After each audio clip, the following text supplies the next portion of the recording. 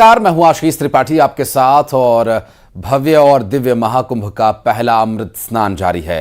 हाथों में तलवार, त्रिशूल, डमरू और पूरे शरीर पर भभूत लगाए घोड़े और रथों पर सवार हर हर महादेव का उद्घोष करते नागा साधु संत समागम के लिए पहुंच रहे हैं। और मकर संक्रांति के महापर्व पर अलग अलग अखाड़ों के नागा साधुओं ने संगम में पवित्र डुबकी लगाई और जिसे अमृत स्नान कहा जाता है।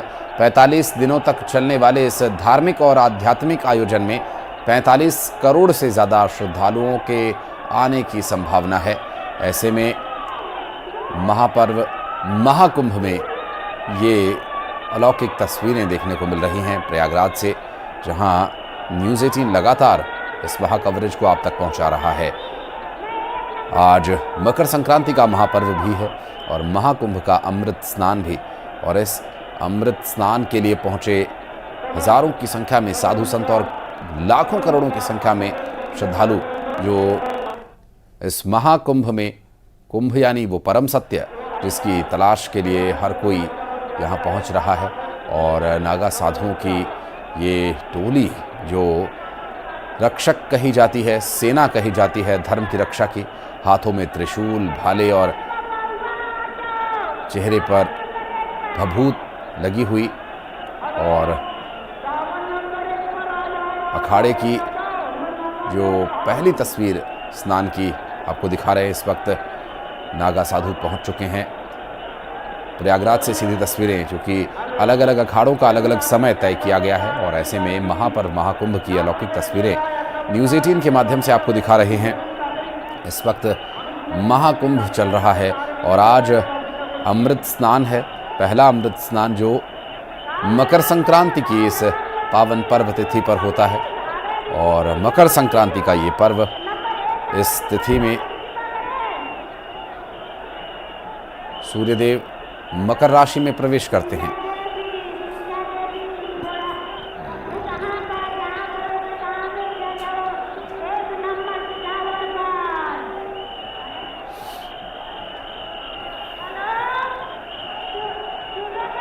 संगम तट त्रिवेणी पर हजारों नहीं, लाखों नहीं, करोड़ों की संख्या में श्रद्धालु पहुंच रहे हैं।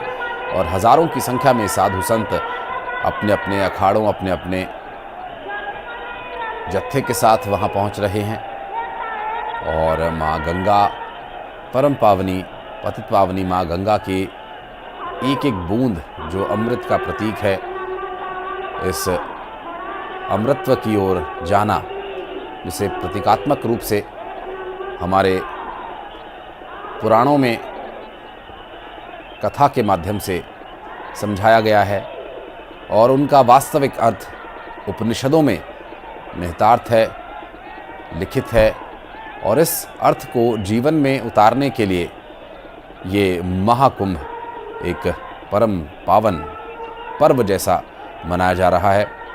और अगर खगोलीय घटनाओं की बात करें तो जो तिथि है महाकुंभ की वो 12 वर्ष में क्यों आती है, उसका कारण है जो गुरु बृहस्पति हैं, गुरु कहे जाते हैं। और गुरु के सानिध्य में हम अंधकार से प्रकाश की ओर जाते हैं। अंधकार अज्ञानता का, अंधकार अहंकार का, अंधकार जीवन के मर्म को न समझ पाने का। जब इन सब से निकलकर हम जीवन के सत्य की ओर, जीवन के परम सत्य की तलाश में आगे बढ़ते हैं तो वो प्रकाश प्रदीप्तमान होता है। और उस प्रकाश में जीवन का परम सत्य जो समझने के लिए वैचारिक मंथन की आवश्यकता है, उस मंथन के लिए हजारों, लाखों, करोड़ों लोग वहाँ पहुँचते हैं, एक दूसरे से मिलते हैं, एक दूसरे के विचारों को, उनकी संस्कृति को, उनकी परंपराओं को देखते हैं।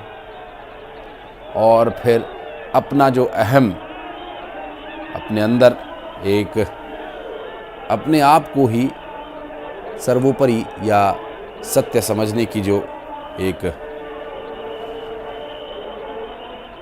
नीति है या विचार है, वो कहीं ना कहीं इस लाखों, हजारों और करोड़ों की भीड़ में पीछे छूट जाता है और जब एक साथ डुबकी लगाने के लिए सिर झुकता है तो सब एक हो जाते हैं और उसी एकता, उसी समरसता और उसी अमृतत्व की खोज में पहुँचे ये लाखों श्रद्धालु और उस अमृतत्व को बिखरते साधु संत यहाँ पर पहुँचे हुए हैं। हमारी सहयोगी मेनका इस वक्त मौजूद हैं प्रयागराज में। आज मकर संक्रांति की तिथि है मेनका, और आज मकर संक्रांति पर पहला अमृत स्नान है।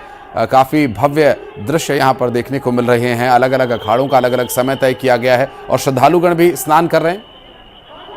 संत की तरह रहने वाले लोग आज के दिन बिल्कुल रौब में होते हैं। तो ये रौब दिखावे वाला होता है या फिर ये रौब इसलिए होता है कि उन्हें संसार से, इस बात से कोई फर्क नहीं पड़ता कि उन्हें कोई क्या कह रहा है, उनके बारे में क्या सोच रहा है, वो और ईश्वर, बीच में कोई नहीं।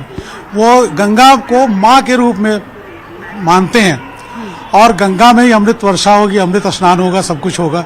माँ से मिलने की जो जिज्ञासा है, आप अभी आज की बात के बाद मैं बताऊं, जब यहाँ से जाते हैं तो रोते हैं कि माँ मैं तुम्हारे पास आया था, अब कब मिलोगी। उनका इतना ज़्यादा भाव विह्वल हो जाते हैं और उससे मिलने की खुशी में वो रौब नहीं दिखाते हैं। अपने जितने भी उनके पास गुण हैं माँ के सामने बच्चा दिखाने की कोशिश करता है और निर्वस्त्र हो जाते हैं। वो कहते हैं कि तू तो मेरी माँ है, तुमने मुझे पाला है, बचपन से गर्भ में रहा हूँ तुम्हारे, और तुम मुझे आगे भी दर्शन देती रहो। यह क्षेत्र हमें जो मिला है बड़े भाग्य से मिला है। इस भावना से वो अपने सारे कर्तव्य दिखाते हुए जाते हैं। उनको कोई रौब दिखाने की जरूरत नहीं है। हथियार इसलिए प्रदर्शन करते हैं कि देखो हमने इस तरह से आपकी रक्षा के लिए जो लोग खड़े हैं सनातनी, उनकी असल में रक्षा उन्होंने ही शुरुआत में की थी, विशेषकर मुगल काल में। मुगल काल में ही अखाड़ों का आगे बढ़ा हुआ और कई बैरागी अखाड़े तो ऐसे थे कि बहुत से आक्रांताओं को मार के भगा दिया था, कितनी बार हराया था। आज भी कल पाकिस्तान टीवी पर ये ऐसा भी कहा जाता है कि मुगल काल के दौरान बहुत कोशिश हुई थी कि कुंभ में, जहां पर बड़ी तादाद में सनातन से जुड़े लोग इकट्ठा होते हैं, तो इनसे डर गए थे मुगल और बहुत कोशिश हुई थी कि इसे कम कर दिया जाए, इसे रोक दिया जाए, राह में बाधा बन जाए। लेकिन संतों की नाराजगी और एकजुटता इस कदर बढ़ गई कि फिर मुगलों को यही एक जो सत्य है, परम सत्य है, उसी परम सत्य की तलाश में यहाँ पर लोग पहुँचते हैं। और कुछ और तस्वीरें अपने दर्शकों को दिखाएंगे। और इस वक्त ये 10 तस्वीरें हम आपको दिखा रहे हैं अलग अलग जगह से। एक ही जगह की ये तस्वीर है जो अनेकता में एकता का संदेश देती है।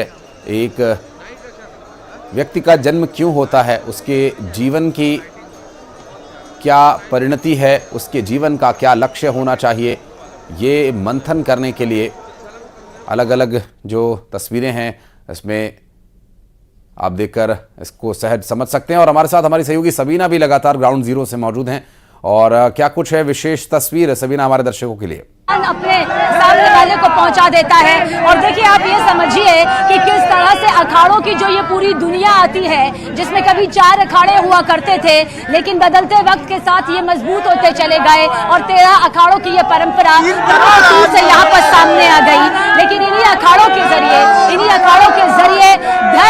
धर्म की स्थापना, धर्म की मजबूती, प्रतिष्ठा, सम्मान, देश का कल्याण, विश्व का कल्याण, ये मकसद यहाँ पर अखाड़ों का रहा है। अखाड़ों का मकसद यहाँ पर सिर्फ शोभा यात्रा नहीं रही है, अखाड़ों का मकसद यहाँ पर दिखावा नहीं रहा है, अखाड़ों का मकसद एकजुटता रही है।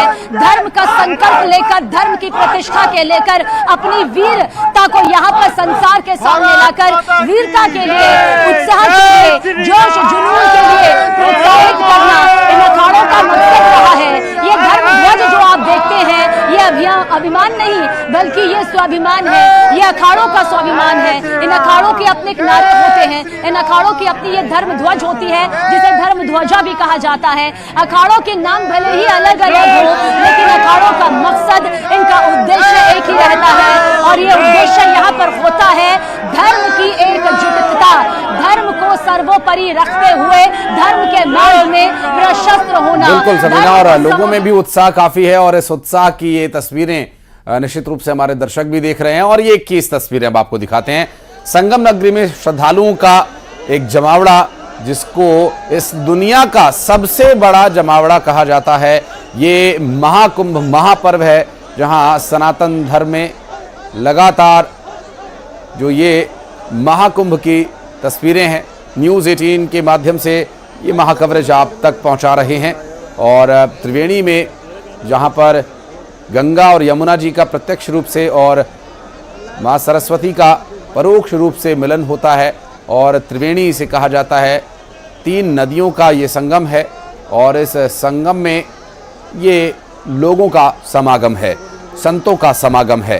पहला अमृत स्नान मकर संक्रांति के महापर्व पर, जहां हजारों नहीं, लाखों नहीं, बल्कि करोड़ों की संख्या में श्रद्धालु पहुंचे हैं, और हजारों साधु संत जिनकी एक साथ दर्शन मात्र से ही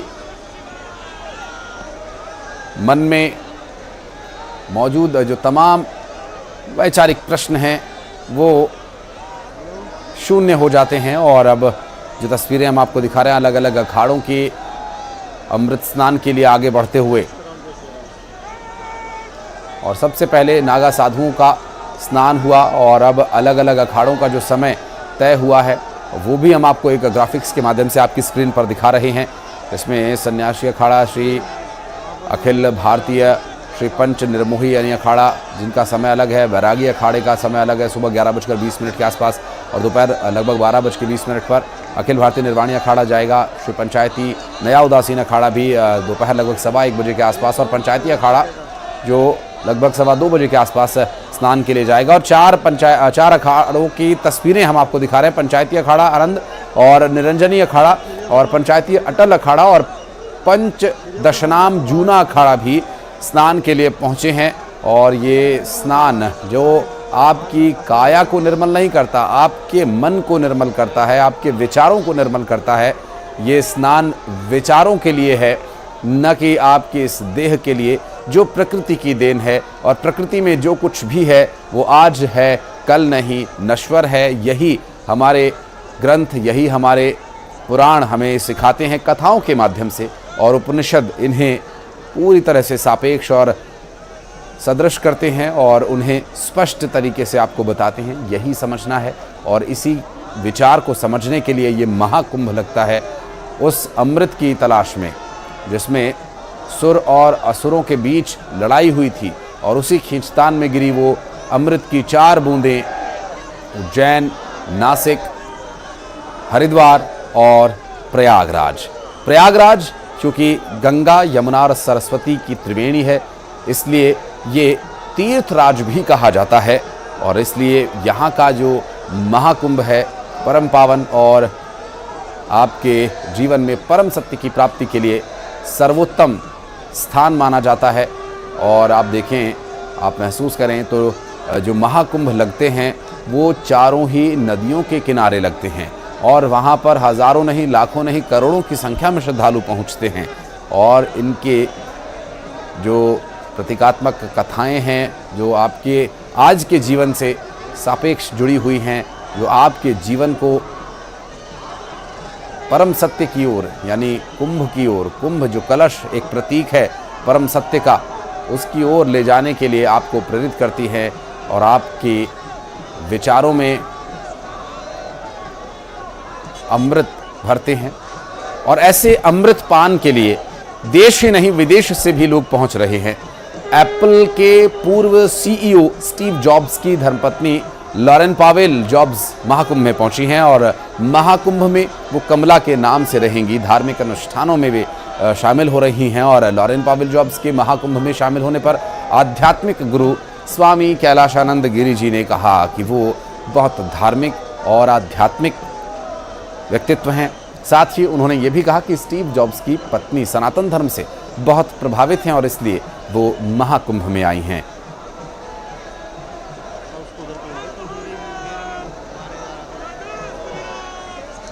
आपको बता दें कि स्वामी कैलाशानंद गिरी जो निरंजनी अखाड़े से आते हैं, उनके सानिध्य में पावेल जॉब्स इस महाकुंभ में स्वयं की तलाश में पहुंची हैं।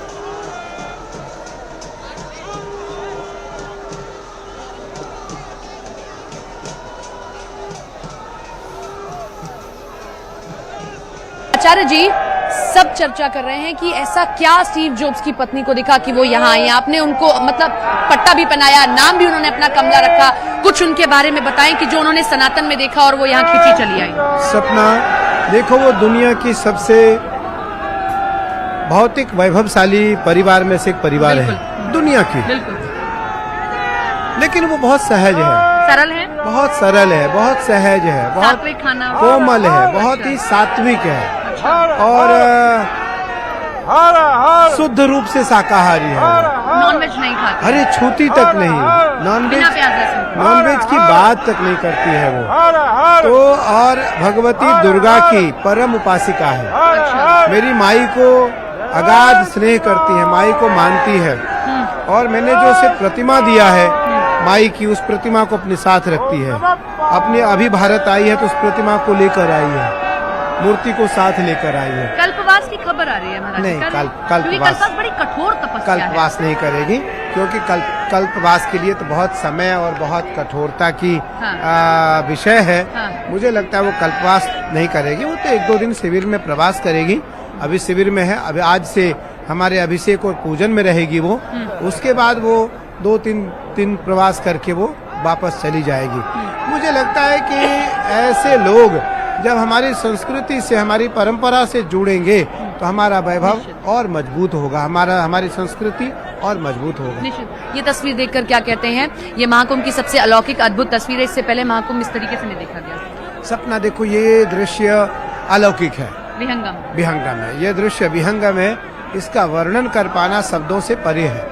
मैं मानता हूँ कि कुंभ तो हर 6 वर्ष और हर 12 वर्ष में प्रयाग में होते हैं, लेकिन यह जो कुंभ है 2019 और 2025 ये विहंगम दृश्य है। तो इन तस्वीरों को देखकर, साधु संतों के दर्शन कर हर कोई कृतार्थ होना चाहता है। और ये आखिर क्यों ऐसा होता है, इसकी भी ज़रूर आप व्याख्या को समझें, इस व्याख्या को जानें, पढ़ें और साधु संतों के सानिध्य में इसके मर्म को समझें, तो इसका लाभ आपको सीधे तौर पर आपके जीवन में मिलेगा। 21 तस्वीरें आपको दिखा रहे हैं और अलग अलग तस्वीरें संगम नगरी प्रयागराज से, तीर्थराज प्रयाग में, जहां त्रिवेणी में स्नान के लिए पहुंचे हैं। पहला अमृत स्नान हुआ, धर्म ध्वजा को प्रणाम करते हुए सभी आगे बढ़ रहे हैं और अमृत स्नान के लिए सवारी पर सवार होकर सभी साधुगण वहां पहुंच रहे हैं। नागा साधुओं की जो पूरी टोली है, पूरा जत्था है, वहां पहुंचा है। 144 वर्ष के बाद ये दुर्लभ संयोग बन रहा है, सनातन का यहाँ समागम हो रहा है।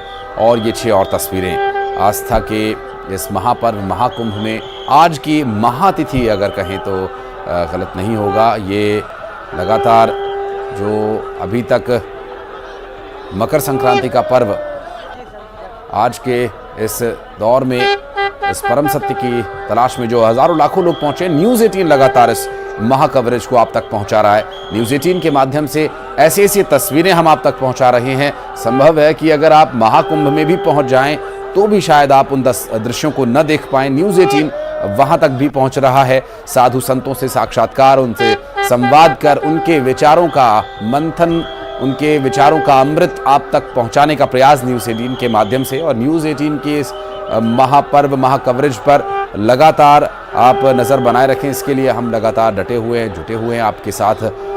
महाकवरेज जो है वो न्यूज़ 18 की ग्राउंड जीरो से आप तक। मंडलेश्वर डॉक्टर स्वामी उमाकांतानंद सरस्वती महाराज, महामंडलेश्वर जूना अखाड़ा।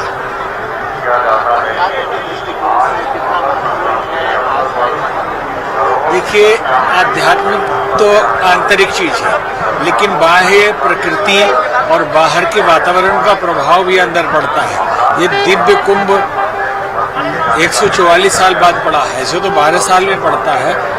तो एक स्नान का पुण्य आध्यात्मिक दृष्टि से, उसके बाद जो तो इतना अपार उत्सव है, स्नान का उत्सव है, और उसमें भी देसी भी हैं, विदेशी भी हैं, और सब कह रहे हर हर गंगे जय जय गंगे, हर हर संगम जय जय संगम। और कितना वो लोग आनंद प्राप्त कर रहे हैं। आज की यात्रा इसलिए भी महत्वपूर्ण है कि सूर्य आज उत्तरायण की ओर मूव करते हैं, तो क्या मतलब है, हमारा जीवन भी प्रकाश की ओर जाए, इसलिए ऋषि। और ये तस्वीरें 10 और तस्वीरें आपको दिखा रहे हैं। अलग अलग जो अखाड़े हैं, अलग अलग साधु संतों के जो विचार हैं, सबका लक्ष्य एक यही कि लोगों को परम शांति मिले, लोगों को उनके जीवन का लक्ष्य मिले और सनातन धर्म की जो कोशिश है, जो सनातन धर्म की शिक्षा है, उसे ग्रहण करें लोग। 11 तस्वीरें एक और आपको दिखा रहे हैं, जहां इस वक्त अमृत स्नान चल रहा है। आज मकर संक्रांति के इस 144 वर्ष बाद बने संयोग कि अगर आप साक्षी बन रहे हैं तो यकीन मानिए आप इतिहास में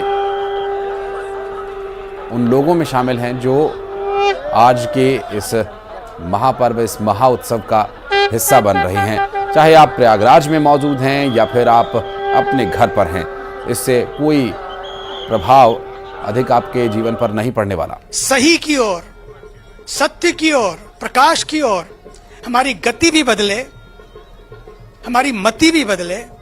अगर हमारी गति और मति बदलती है तो पक्का मानिए हमारी दशा भी बदलती है, हमारी दिशा भी बदलती है। बस केवल सूर्य की दिशा नहीं बल्कि हमारी भी दिशा बदले। इसी के साथ हम सब मिलकर अपने दिशा को केवल एक दिशा की ओर ले जाएं। लोग दीक्षा तो ले लेते हैं कई बार, लेकिन दिशा नहीं बदल पाते। तो आज दीक्षा का भी दिवस है, आज दिशा परिवर्तन का भी दिवस है। आइए हम उस दिशा की ओर बढ़ें जो हमारे जीवन को पवित्र बनाए, दिव्य बनाए और हमारे देश को भी महान बनाए। भारत माता की, भारत माता की, गंगा मैया की, हर हर। तो न्यूज़ 18 का महा कवरेज लगातार इस महाकुंभ 2025 पर अलग अलग तस्वीरें, अलग अलग दृश्य आप तक पहुंचा रहे हैं। वो विचार, जिन विचारों को सुनने के लिए, जिन विचारों को सुनकर आपके जीवन में परिवर्तन की संभावना बढ़ती है, वो इस न्यूज़ 18 की महा कवरेज से संभव हो रहा है। आप तक पहुंचा रहे हैं हर वो तस्वीर जो तस्वीर शायद आप महाकुंभ में जाकर भी ना देख पाएं। और मेनका हमारी सहयोगी लगातार ग्राउंड जीरो से जुड़ी हुई हैं, अलग अलग साधु संतों और कहीं पर भी आपको घुटन से महसूस नहीं होगी, आपको खुला स्पेस भी मिलेगा। अगर किसी को आराम करना है, विश्राम करना है, जैसा कि थोड़ी देर पहले भी मैंने आपको दिखाया था कि किस तरह से मेरे आसपास भी कई ऐसे पॉइंट्स बनाए गए हैं जहां पर लोग विश्राम कर रहे हैं। और स्नान लगातार जारी है, दान पुण्य लगातार जारी है। एक छोटे से ब्रेक के लिए रुकना होगा। न्यूज़ 18 यूपी उत्तराखंड पर महा कवरेज महाकुंभ की जारी है। बहुत शुक्रिया मेनका आपका इस पूरी जानकारी के लिए, बातचीत के लिए। और तस्वीरें अलग अलग आप तक भी पहुंचाते रहेंगे। और एक छोटे से ब्रेक के लिए यहाँ पर रुक रहे हैं, बहुत जल्द लौटते हैं।